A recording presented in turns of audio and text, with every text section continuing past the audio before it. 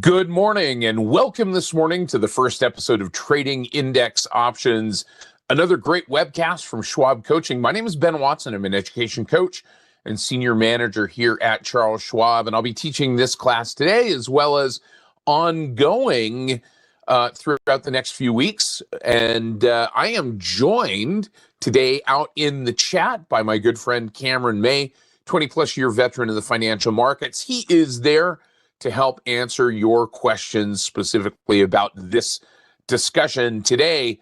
And welcome to all of you. It looks like we've got a number of new viewers today with us as well. So welcome to all of you. And whether you are watching us in the live version or whether you're watching us in the recorded version, we are grateful that you are here. And we're grateful that you are joining us for this particular topic. And we're going to jump into this topic here in just a moment. But one quick note.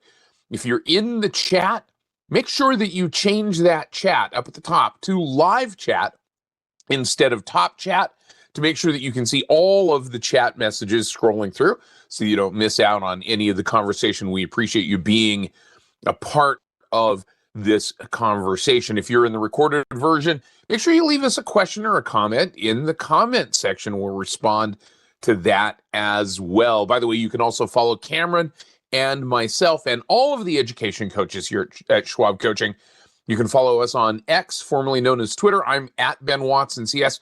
Cameron is at Cameron May CS. And the other coaches' naming conventions follow the same pattern. So let's jump into this discussion here today as we get started with this particular webcast, and a couple of quick housekeeping items that we need to take care of. First and foremost is this, and everything that we talk about simply for illustrative and educational purposes only, shouldn't be considered any kind of a recommendation or endorsement of any security, any chart pattern, or any investment strategy. Remember that equity and index options carry a high level of risk. They are not suitable for all investors. Make sure that you're aware of the characteristics and risks of standardized trading or standardized options before considering any option strategy. Also, remember that multiple leg option strategies will involve multiple transaction costs and commissions. Remember also that spread trading must be done in a margin account. So be aware of those circumstances. Now, we're going to use a lot of technical analysis in this discussion in both today and ongoing. Remember that Schwab doesn't recommend the use of technical analysis as a sole means of investment research.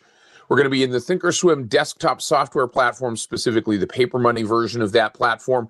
Remember that that's a great learning environment. It's a great sandbox to play in, but it's not a guarantee of future success out there in the real world. And it doesn't do a few things that live trading accounts will do, namely the early assignment of short options. It does not facilitate the early assignment. Now, this is something that we need to talk about as we start to talk about index options. Index options typically are European style and are not subject to early assignment, but American style short options can be assigned at any time up till expiration, regardless of whether they're in the money, at the money, and out of the money. That's one of the reasons why some traders decide to trade index options, is to avoid that assignment risk. But remember that paper money does not facilitate the early assignment of options, American style or otherwise. So be aware of that fact. Now, also remember that investing involves risk, including loss of principal. Probability analysis is just that. It is probable and probability based, and it is theoretical, as is technical analysis, as is fundamental analysis. Past performance of any security or strategy doesn't guarantee future results or success. Stop orders, as we talked about them, a quick reminder, stop orders can only specify the activation price and cannot guarantee the execution price. And in the event of a stop limit order, there is the potential for the price of the underlying security to gap around the limit area, and that order would not get filled at all. So be aware of that fact and make sure that you are you have an understanding of that, and you pay attention to any alerts that may pop up as you place trades and you put these strategies together. So let's jump into really kind of quickly where I want to go with this discussion today. And the first part that I want to talk about is just a really quick review of index options, what they are, their characteristics, some of the circumstances that differ specifically from equity options. We'll talk a little bit about some of the index option strategy applications that we might cover over the course of a few of the classes in this particular webcast series.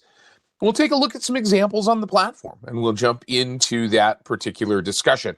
So as we do that, I'm going to use the Thinkorswim platform, but I wanted to show quickly kind of a discussion of where some of the strategies are that we're going to go.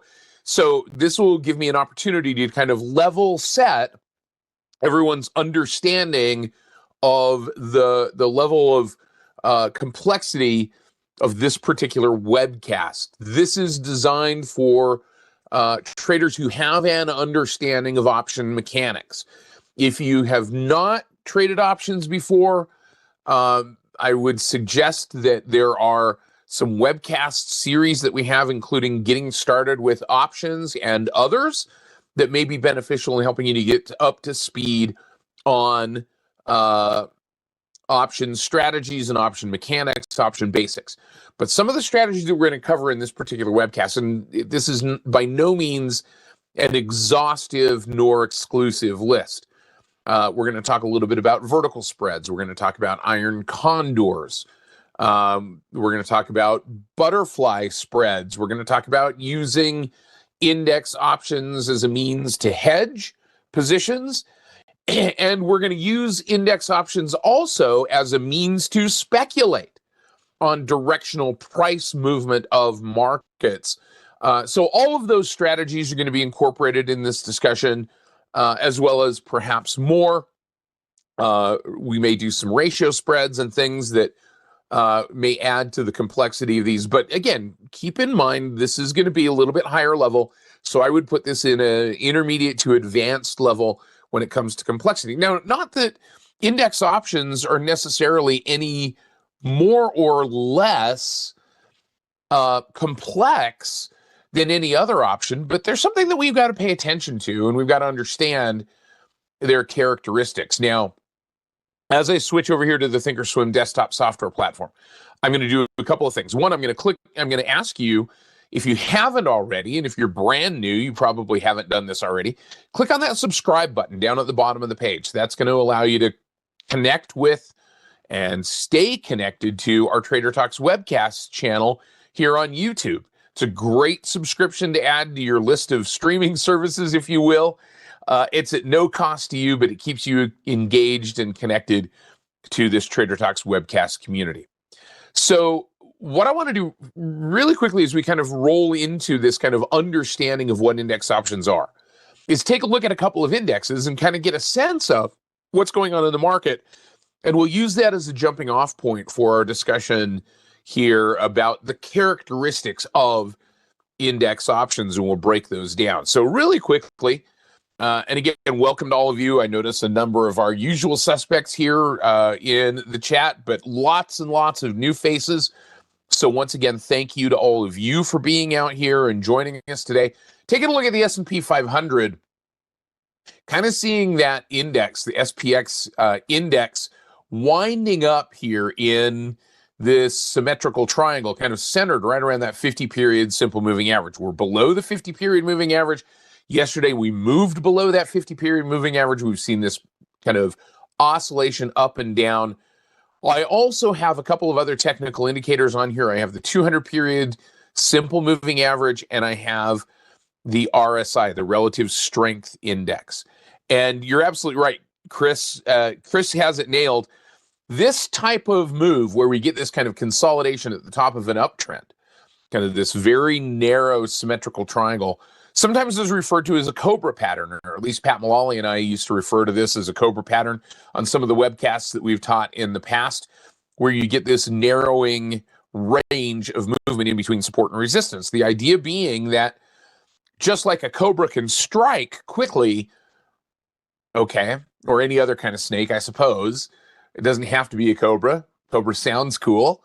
But just like that strike can happen quickly, when you get a very quick narrowing of support and resistance levels, there is the potential to see a breakout, and a breakout very quickly. And Vlad asks a great question. Is this a bearish or a bullish pattern? And I would argue that this typically tends to be a bullish pattern, assuming that you have a bullish trend coming into this pattern, this squeeze, right? So we've got a bullish uptrend. We can see the 50-period moving average moving up, and then it goes sideways. So the theory is, from a technical analysis perspective, and again, remember, that's not a guarantee, but the theory is that we get a breakout to the upside, but it can just as easily strike downwards as well out of that pattern, depending on what's happening. But we're seeing a little bit smaller candle today at that support level. Yeah, Python pattern works too, high speed, and looking for a break one way or the other. What it's not likely to do is continue to move sideways indefinitely, right? So this type of pattern, especially when we get consolidation of momentum as well, oftentimes leads to an expansion of more volatile movement. So SPX kind of sitting right around that support level at this particular point. Not a lot of movement yet today, even though starting downwards, moved down and then started to pick back up a little bit. Now, taking a look at the NASDAQ, this is the more tech-heavy NASDAQ, starting to see something fairly similar. In fact, if we were to use the 50-period simple moving average as our support line, you can see that pattern kind of squeezing again, but more declining momentum at this point, kind of momentum falling off, even though this candle right now at the 50-period moving average is kind of toggling back and forth, right? Yeah, for sure. 100%, AJ, I got that, right? Could very well be, Vlad, that rotation might be starting, and that might be an indication if we see a move to the downside. Nevertheless, trend is still intact. We're not making new lower lows yet here in the NASDAQ, nor in the SPX. And we take a look at the Russell 2000, and this is one that we talked about a little bit yesterday in the Getting Started with Technical Analysis webcast. But notice what happened here in this kind of non-committal, we called it a milquetoast ascending triangle when price pulled back, started to rally back up towards that resistance level, and now we get that break of that lower diagonal line back down to a low. So now maybe this becomes more of a horizontal consolidation. Volatility or momentum, if you will, is falling off a little bit as the RSI drops. So Russell 2000, which consists of the small caps and some technology and financials, there's a number of regional banks that fall within the Russell 2000, kind of falling off here a little bit and maybe going sideways. So perhaps a little bit more bullishness in the SPX and the NASDAQ than there is in the Russell 2000 at the moment. Now, by the way, I happen to notice, and Cameron just saw this up here in the chat as well, that there is a feedback survey in the chat. And do me a favor. We don't ask for a lot here. We provide a lot of education. We don't ask for a lot in response to that. But what we do ask for is for you to take a moment and fill out that feedback survey. So make sure that you don't miss out on filling that out. We appreciate you doing that. All right. So that's out there in the chat. Let's take a look now. I'm going to change my grid here on the Thinkorswim desktop software platform. I'm going to change this to my single grid, which some of you, if you've been watching my webcasts, you know that this is kind of my playground, if you will, or my sandbox in which we do a number of technical analysis discussions and things. So here's the S&P 500. And the S&P 500 consists of 497 to 498 stocks. If we wanted to see what was in the S&P 500, we can come back over here to the Market Watch tab and we can go to Visualize and we can look at the S&P 500 and we can see what is in this particular index, the 498 some odd stocks that are in this particular index. This is a daily visualization. Green is bullish, red is bearish, or green is positive price movement, red is negative price movement. So you kind of get that visualization of what's going on. We see some upward movement in Microsoft and Apple and MasterCard and Visa and Eli Lilly, United Healthcare, Walmart moving up.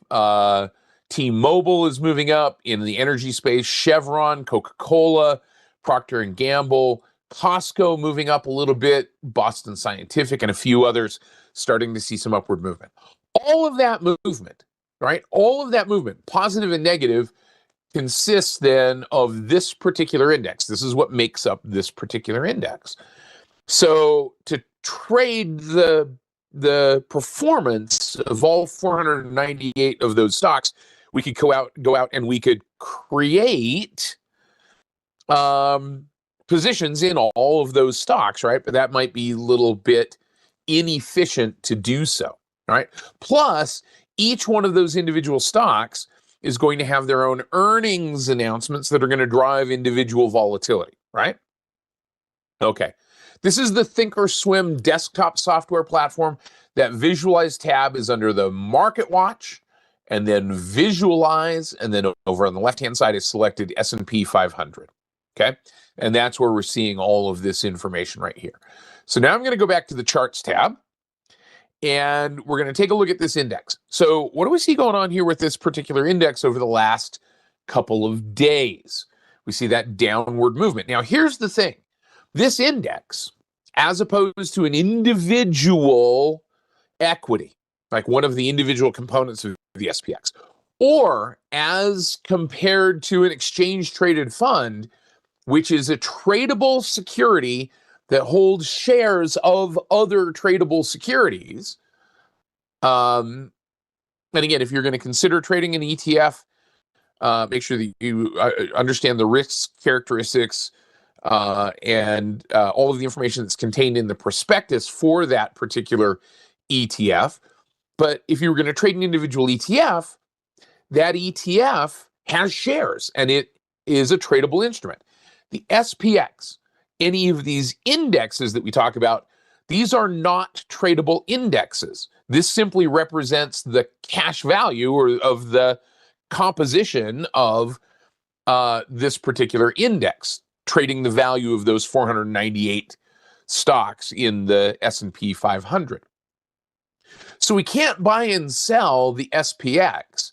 In fact, if you go to the trade tab for the SPX, you see that there is not a buy and sell button. And if you click on the bid or the ask, if we were to click on the ask for the SPX, you can see that it says instrument SPX is not tradable. This is because it is an index. So I want to make that clear. The index itself is not tradable. It represents cash. But now this particular class is called index options. So we have available through some of the brokerages and exchanges that are out there, offerings of listed options on these indexes. The example I'm using here is SPX, the S&P 500 index. We'll show you some of the other indexes that are available and that we're going to be using in this class on an ongoing basis. So now the mechanics of this are simply that options on this index are settled to cash instead of shares of the underlying stock, because there is no underlying stock. There is simply an underlying index, which represents a cash value. So if we were to go to one of these options, and the great thing is we've got lots of choices in terms of expiration. These are typically a very liquid traded product. I'm going to go out to an option that expires. Let's go out to the one that expires on the 17th of January, right? That's 9 days from now. And you notice that we've got daily expirations. We'll talk about expirations here in just a second. This is SPX, Paul. We're also going to talk about XSP in just a moment. But this is the big index. And if we were to click on that option chain and open that option chain up, you notice that you've got strike prices. In this case, minimum increments between the strike prices are $5.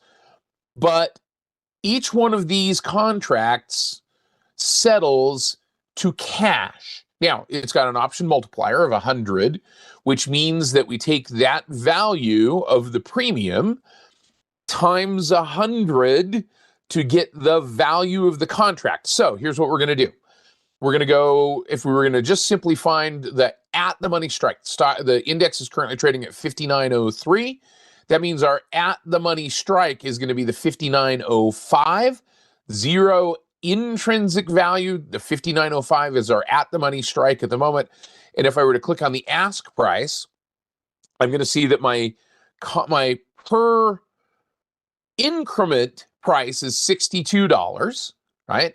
The strike price is 59.05, which gives me the right, since this is a call option, to settle this contract at 59.05, even though it might be trading higher. So look, if we go to confirm and send, okay, to confirm and send, now it's 63.40 times 100 gets us to our contract cost. So just like in an equity option, the amount that we put into a long index option is the amount that we have at risk in that option. The potential profit is undefined because the index could continue to go up indefinitely, right? So that's the mechanics. Now, here's the thing to think about. At expiration, okay, at expiration, here is one of the primary differences between an index option and an equity option. At expiration, if we are in the money, right, meaning the option has intrinsic value, then the amount of cash of that intrinsic value times 100 of that multiplier will be deposited in your account, right? If you are out of the money, then that option expires worthless, okay? If you are short an option and it expires in the money, an index option expires in the money, then your account will be debited the amount of intrinsic times the multiplier. That amount will be pulled out of your account. These are cash settled indexes because there is no underlying security. There's no underlying stock to have shares of. So the thing to think about is, in this circumstance, this is a strategy oftentimes that will require cash in an account. Now, the size of the account may have a bearing on the different types of index products that a trader may trade. This is the big index. So if, let's say, for instance, we were to hold on to an index option all the way through expiration, and that index option ended up being in the money at expiration, let's say it's the 5,900 strike, then we would receive $7.44 of intrinsic value times the multiplier of 100. Our payout on that would be 700, and we're right now at 689, right? Because the price is moving. If we were short, that's the amount that would be debited out. And so we've got to have, just like in a cash secured put, we have to have cash in our account to be able to satisfy those short positions, okay? Now, here's the thing. When we talk about these expirations, and many of you have asked about the question, that you've got this 17 January expiration that expires, or that gives you an AM settled designation here. Index options that have an AM settled, and if they don't have an AM settled flag there, then they're going to be what's referred to as PM settled, okay, or afternoon settled. But if it's an AM settled expiration, then what that means is that this option expires on the 17th.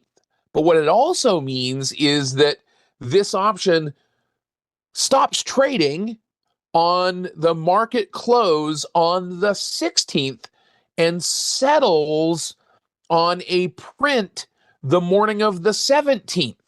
Does that make sense? Okay. Default is end of day, but if it has an AM designation, here's what happens. Stops trading in the last trade on the 16th, settles to the value printed the next morning. So what does that represent? Overnight risk. Overnight risk. Have you ever seen an index move overnight? Yeah, because the futures contracts move. So if we were to look at this chart, you notice that even though this is an index, there are still gaps on the chart. So if you had an option that settled here, or closed here, expired here, and stopped trading, and then the next morning opens up here, there is overnight risk to pay attention to. So one of the things that we're going to do in this particular class is, as we place trades, by and large, we are going to avoid, unless there is a specific circumstance, we're going to avoid those AM settled options. Now, sometimes we can't. So I want you to be aware of the characteristics of that AM settled option. PM settled option closes, stops trading, and is marked at the end of the trading day. So there's no overnight risk. So staying away from that overnight risk, we stay away from some of those AM. Now, you can trade whatever you want, right? I'm not making a recommendation or any kind of advice, but keeping in mind that scenario, right? So what do I mean by printed price? The price that is that the index is listed at when it opens up, right? The next day. So to go back to the chart and kind of specify that, look, closed here, 57.82. The next day opened up 58.64 because there was a move in the futures contract that created a movement in the index. And so our option, if it were an AM settled option, stopped trading here, but then settled at this price right here. And that might be different than you expected when you went to bed. So be aware of that. All right. So make sure that you are aware of those differences, and we'll call those out as we go through our trading. So what I want to do really quickly is show you an example of a trade that I've placed on an SPX option. It's listed right here. And I'm going to go to my monitor tab, and I'll show you that option. It's SPX. Placed the trade back on the 6th of January, got into the trade. We bought a put option, in this case on the SPX. The strike price is $58.70. And I paid for that option $19.70 times 100 times 100. And so my contract cost was $1,970 to buy that option. It is now trading, if you notice my mark price, at $41.20. The reason for that is the price of the index has gone down since I entered the trade. Let me zoom back out. And you'll see where we are. Here we were 1.6. We were right up here. And now the price of the index has gone down. So it's added intrinsic value, right? So it's added intrinsic value. That option has 8 days to go until expiration. It's now showing me a profit in this particular case of about $2,135. That's up about 107%. That's in no way a guarantee. We just happened to catch that downward movement in the index over the last couple of days, and that long option, speculative, became profitable. All right, so here's how we would go about closing this trade down and taking or booking that profit.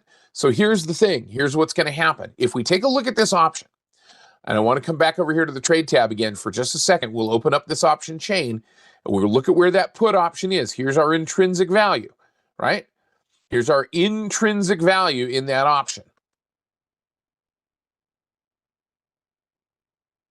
At this point, if we were to close this down, or if we were to let this go till expiration, remember my strike price that I have on this one is the 58.70, okay? It doesn't have any intrinsic value at this particular point. So if I were to let this go till expiration and the price of the index were to stay where it is, right? The price of the index were to stay where it is, that's still not going to have any intrinsic value. But what's happened is this has gained value because it has become more expensive, either due to implied volatility or because the price of the index has moved. It was way out of the money before. Now it is back closer to being at the money position. So I can close this trade down prior to expiration and book a potential gain in this trade. And the way that I do that here on the Thinkorswim platform is right-click, create a closing order, and we'll just sell that option contract back to the market. We'll put that out as a marketable order, and we'll see that our potential gain in this trade, this is to close. Make sure that we are aware of any alerts that happen here. We'll click on send. We'll fire that order off. We sold it back for $41.20. times 100 in the multiplier, and we ended up making a profit in the trade. We ended up making a profit in that particular trade. Okay. Now, we could roll it. Isaiah, this is for illustrative and educational purposes only at this point. So I wanted to show you how to place an exit order on a position. Now, a couple of people are asking questions here, and I think this is a great time to answer a couple of these questions. Why do AM settled options exist? Why not have all of them use the PM settlement? Because index options, by and large, generally have been institutional products, and institutions may use these products to hedge positions. They oftentimes will not hold them all the way till expiration. They'll buy them and close them, or buy them and sell them the same way that we're looking at buying and selling them. So it gives more flexibility to the institutions to have different expirations or different settlements, right? Those are industry-wide. That's not just us. That's the industry, and that's the reason for, primarily for institutional. And it's not a trap. They're not trying to be nefarious or hide it. I mean, they publish the exchanges that put out index options, publish fact sheets and white papers. We'll see if we can get some resources available with those. But those are certainly various reasons why we might use those in that particular case. All right, so now let's talk about assignment for just a second, because this is something else to pay attention to. So normally, if we were looking at an equity option, i.e. an American-style option, if we were to be short an option, right? So in this particular case, since the market is moving in a downward direction, let's see if we can maybe sell a call option here. Let's go to the trade tab. We're going to go out 8 days or so, and we're going to sell an option. Let's sell an option out here to maybe the 50. Let's make a nice round number here. Let's go out to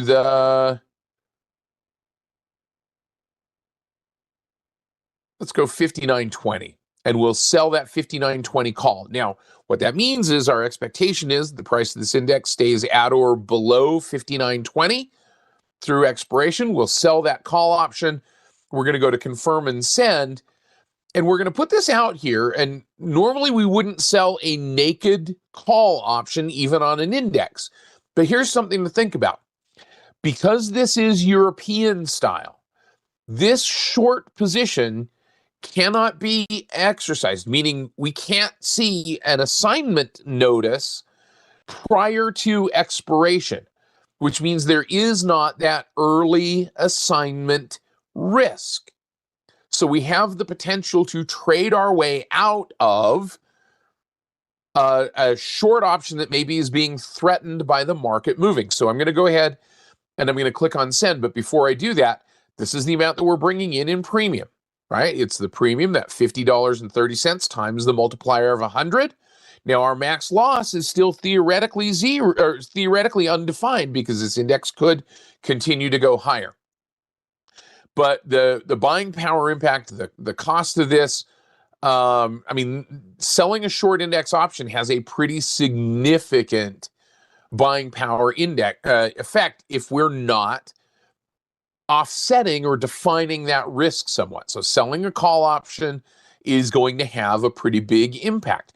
So we're going to go ahead and we're going to send this one off just for demonstration purposes. So I'm going to click on send, and we're going to send that short option out. Okay. So now here's the thing. A buyer of that option can't choose to exercise their right to settle the cash prior to expiration. And that's what eliminates that early assignment risk. Now, if we wanted to close this particular trade down, we can go back over here to our monitor tab. We're in that short position. In fact, that short position is already starting to work in our favor. But if we wanted to close that down or roll it, right click, create a closing order, or create a rolling order to roll that out. So we're going to go ahead and we're going to close that one out and read through the order, make sure that we're aware of that. We're going to close it out for even here at this particular point, and we've gotten out of it at 50-50. We actually made about 20 cents on the trade. All right, so David asks a great question. Why trade the SPX versus something like the SPY? And I'm going to make mention of this again. SPY is an ETF, and it's an exchange traded fund. Okay, I'm not going to show you the ETF, but I'm going to say this: ETFs are tradable instruments. The SPX is not a tradable instrument. SPX settles to cash. SPX options are European style and are not subject to early assignment, whereas ETF options are American style, subject to early assignment, and settle to shares instead of cash. So now let's talk a little bit about some of the other instruments that we can use. Okay, let's talk about some of the other instruments that we can use. I've put together a quick watch list of some of the instruments that we're going to use in this particular class going forward. SPX, XSP, which is 1/10 of the SPX. So this is the mini index. It's 1/10. You notice that SPX is trading at 59.09. XSP is trading at 590.97. It's 1/10. Okay. Another index is the NDX. That's the NASDAQ that we looked at before. It's trading at 21,182. XND is the mini. It's 1/10. It's trading at 211.89. Okay. So let me show you the difference here. If we go to XSP and we go to the options for XSP, you notice that those are smaller premiums, same multiplier. So if we were to buy an option here on the XSP, that's going to be $4.23 times 100 share or times 100 increments or 100 multiplier instead of 42.50 times 100 in the big index. Okay, so these, the XSP, the XND, the MRUT, those are 1/10 of the big index. RUT is the Russell 2000 index. And we looked at that on the chart before. That's the Russell 2000, kind of going sideways there. The MRUT is the mini Russell index. Now, some of the cool things about this particular product are that we have VIX and other types of instruments that we can use and we can trade options on as well. So VIX is the volatility index, which also has options available. All of those, by the way, are AM settled. This is one of those circumstances that we talked about where we might use an AM settled index. MXEA is the MSCI EAFE or Developed Markets Index, trading globally so we can get some exposure to global markets through indexes, and that trades options as well. And then the Dow Jones index, and it trades options as well. There's the DJX and its options. And you notice that the DJX options, those are all AM settled as well. All right. Now, let's talk about some of the strategies. And we're as we kind of get down to the discussion here, I, again, wanted to make sure that everybody had an understanding of those mechanics, characteristics of index options as we get started.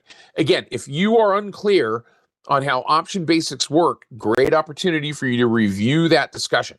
Also a great opportunity for you to click on the subscribe button there. And Cameron's put a bunch of webcast links out there in the chat so that you can follow up and learn some of those other mechanics. But let's look at one of these indexes. I'm going to take the XSP. And again, remember, here's the thing. Trading volume on these indexes is not reported, right? Trading volume on these indexes is not reported because these are not tradable instruments, okay? These are not tradable instruments. But let's go ahead and let's create a multi-leg strategy on one of these indexes. This is the XSP. So let's say, for instance, that we felt that this level of support here on the XSP or on the SPX was going to hold maybe right around that 585 mark. And we wanted to take advantage of the potential for an upward bounce and the passage of time. So what if we were to create, in this particular case, a short put spread using XSP options without early assignment risk? So what we could do is we could come back to the trade tab. So what we're going to do is sell a short put vertical spread somewhere down around here. So I'm going to go to the trade tab. I'm going to change my layout to Delta, Theta, and Vega, just so that we know that we've got those characteristics covered and we can pay attention to those sensitivities. If you don't understand option Greeks, though, this is a good opportunity for you to go back and review option Greeks basics in our webcast series. So I'm going to come out here a little bit of time. I'm going to go out about 20 days to go until expiration, to the 28 Jan expiration, okay? And I'm going to create a put spread, a short put spread somewhere under that support level at 585. So I'm going to go back to the trade tab. I know that 585 is my support level. I'm going to actually go one strike below that, and that's right about the 33-cent delta. I'm going to sell the 584 put, which obligates me to take delivery or settle the cash and pay cash if I am assigned, and I'm going to buy the 582. So now I'm creating a $2 wide short put vertical spread for about a credit of just about 50 cents, which means that now, if I click on confirm and send, my risk in the trade is $150. My max profit in the trade is $50 theoretically, and I don't have to worry about early assignment because these are European style options. So now what I'm going to do is I'm going to go ahead and make sure that I read through that order, make sure that that's what I want it to do. Go ahead and click on send, and we'll fire that order off, and we'll see if that order fills. That order may or may not fill, and if it doesn't, we may bump that around a little bit. We may start to work that order. But this is an example of the type of spread and the type of strategy that we might work and use in this discussion. So I'm going to bump that down a little bit and say my limit is going to be 46 cents. We'll move it down about 4 cents. We'll click on confirm and send, and we'll send that order off again, and we'll see if we can work that a little bit and get it filled. Again, this is going to be one of the characteristics of options, is working those orders to get those filled, and we'll see if that order fills for us. So what we've looked at is, in today's discussion, a speculative option. We placed a couple of placed a speculative trade on the SPX. On the XSP, I've got a short put vertical, expecting the index to continue to move up. So that's what I'm working on here, right? And so Journey asked the question, how do we know that it's an European style option? All of the indexes that we will be looking at, all of the index options that we will be looking at here have European style options. If you ever have a question, by and large, the majority of index options are European style. But if you ever have a question as to whether or not it is European style or American style, you can go to the exchange that offers, and there are vertical spreads sold for 50 cents. You can go to the exchange that offers those options. In this case, it's the CBOE Global, Chicago Board of Options Exchange Global Markets, and you can look for their product sheet to see whether or not it is European style or American style. But by and large, most index options are European style. All right.